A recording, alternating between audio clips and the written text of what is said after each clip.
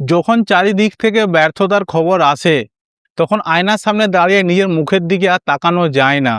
কিন্তু কখনো ভেবে দেখেছো, তোমার এই এক ফোঁটা ব্যর্থতার চোখের জলের পেছনে তোমার মায়ের এক নদীর চোখের জল লুকিয়ে আছে। আজ তোমার একটু সামান্য ক্লান্তির অজুহাতের পেছনে তোমার বাবার সারা জীবনের হাড়ভাঙা খাটুনি আর হাজার হাজার চুপচাপ কষ্ট আছে। তারা নিজের সব সুখ বিসর্জন দিয়েছে শুধুমাত্র তোমার জন্য, তোমার স্বপ্নের জন্য। এত কিছুর পরেও সত্যি কি তুমি সামান্য অজুহাতের জন্য হার মেনে নেবে? নমস্কার বন্ধুরা, ভিডিও টাইটেল থাম্বনেল দেখে নিশ্চয়ই বুঝতে পেরেছেন আজ আমরা কি বিষয় নিয়ে কথা বলবো। তাহলে চিৎকার না করে বাস্তব কথা শুরু করি। যখন আমরা মাঝরাতে একা থাকি, তখনই নিজের ভেতরের লড়াইটা সব থেকে বেশি টের পায়। যখন চারিপাশে মানুষগুলো বলে তুই জীবনে কিচ্ছু করতে পারবি না, তোর দ্বারে কিচ্ছু হবে না, তখন এই সব কথা শুনে মনে হয় বহু দূর পালিয়ে যায় ছেড়ে ছুড়ে। কিন্তু বন্ধু, তুমি কি আসলেই একা? একটু চোখটা বন্ধ করে নিজের ঘরের কথাটা ভাবো। যে মা প্রতিদিন অপেক্ষা করছে তোমার সামান্য সফলতার কথা শুনবে বলে পথ চেয়ে বসে আছে।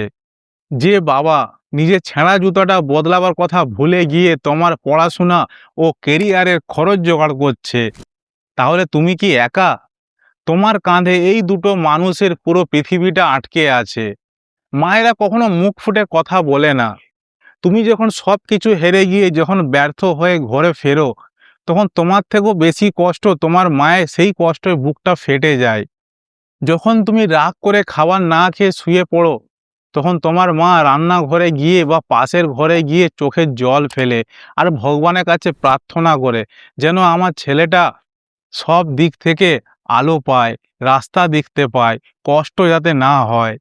মায়ের চোখের জলটা কোনো দুর্বলতা না, এটা একটা আশা, এটা একটা প্রার্থনা যেন আমার ছেলের কোনো কষ্ট দুঃখ না আসে, সে যেন জীবনে উন্নতি করে, অনেক নাম করে।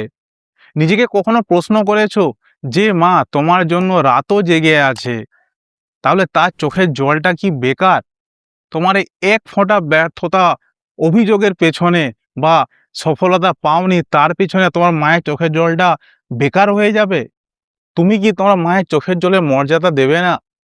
তুমি কি তোমার মায়ের চোখের জলের দামটা দেবে না? বাবাদের ভালোবাসাটা কখনো মাদের মতো প্রকাশ্য হয় না। বাবাদের কখনো কাঁদতে দেখা যায় না।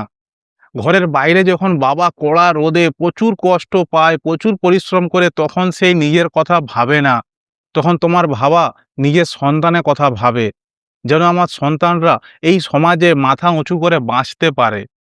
বাবারা কখনো তোমাকে জড়িয়ে ধরে বলবে না যে আমি তোমাকে ভালোবাসি, তোরা আমার জীবন। তাদের প্রতিদিন হাড় ভাঙা খাটুনি, প্রচুর কষ্ট, এইটাই হচ্ছে সবচেয়ে বড় প্রমাণ যে তোমাদেরকে কত ভালোবাসে। আজ তুমি সামান্য বা একবার বা দুবার তুমি ব্যর্থতা হয়ে অজুহাত দিয়ে তুমি হার মেনে নেবে? যে মা বাবা তোমার জন্য নিজের সব কিছু শেষ করে দিয়ে তোমার মধ্যে তারা নিজের স্বপ্নটা দেখছে, তাহলে তোমাকে সেই অধিকারটা কে দিয়েছে যে বাবা মায়ের স্বপ্নটা তুমি আজ একবার কি দুবার কি 10 বার ব্যর্থতা হবার পর তুমি তাদের স্বপ্নটা ভেঙে দেবে? আমি জানি আজ হয়তো তোমার পরিস্থিতি খারাপ, তুমি যে স্বপ্নটা দেখছো সেই স্বপ্নটা হয়তো তোমার অনেক দূরে, কিন্তু ইতিহাস তো তারাই গড়ে যারা বারবার ভেঙে যাওয়ার পর উঠে দাঁড়ায়। সেই রকম তোমার স্বপ্ন ব্যর্থতা মানে তোমার একার না, বাবা মায়েরও সেই ব্যর্থতা। তাহলে তোমাকে প্রমাণ করতে হবে, তোমার বাবা মায়ের কষ্টের ফল তোমাকে দিতে হবে। চ্যানেলটা সাবস্ক্রাইব করে বেল আইকনটা প্রেস করে সাপোর্ট করবেন। জীবনে অনেক পরিস্থিতি আসবে যখন তোমাকে সম্মুখীন হতে হবে, দাঁড়াতে হবে, তখন তোমাকে শক্ত হতে হবে, নিজের জন্য না হলেও বাবা মায়ের জন্য। যে বাবা মা নিয়ে সব কিছু ছেড়ে দিয়ে শুধুমাত্র তোমার জন্য নিজের সুখটাও বিসর্জন দিয়েছে শুধুমাত্র তোমার জন্য, তোমার স্বপ্নের জন্য। তুমি আজ একবার দুবার 10 বার ব্যর্থ হয়েছে বলে তুমি কি তাদের সমাজে ছোট করে দেবে? তাদের চাওয়াটা কি ভুল যে আমার সন্তান একদিন অনেক বড় হবে, কিন্তু সৎ পথে কষ্ট করে নাম করবে, একদিন বলবে দেখ এই হচ্ছে তার ছেলে?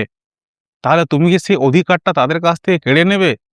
তো এই ভিডিওটা সবার সাথে শেয়ার করবে।